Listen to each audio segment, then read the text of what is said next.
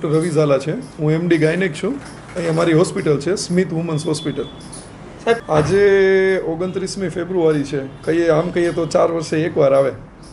આજે રાતે 12 વાગ્યાથી લઈને અત્યાર સુધી અમારે 5 ડિલિવરી થઈ છે અને 1 કે 2 ડિલિવરી હવે થશે આજના દિવસ દરમિયાન. હવે જનરલી તો એવું છે કે 29 તારીખથી ડિલિવરીવાળા બધા તો ભાગતા જ હોય છે કે ભાઈ 29 તારીખ ન આવી જોઈએ.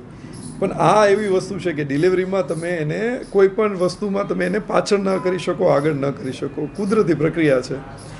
પણ દે આર સ્ટીલ હેપી કે ભાઈ 4 વર્ષે એકવાર કરશું, 4 વર્ષનો એકવાર મોટો સેલિબ્રેટ કરશું. એ રીતના પેરેન્ટ્સની હવે મન વાળી લીધા છે પેરેન્ટ્સે. આજે થયા છે, આજે મારે 5 ડિલિવરી થઈ છે. 5 બાળકો સરસ છે, માતા પિતાની બાજુમાં છે અને 3 પેશન્ટ તો સવારે ડિસ્ચાર્જ પણ થઈ ગયા છે.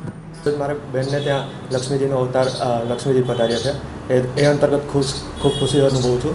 અને ગઈકાલે રાતના અમે અહીંયા હોસ્પિટલમાં દાખલ થયા હતા અને ખૂબ હેલ્ધી બાળકનો જન્મ થયો છે.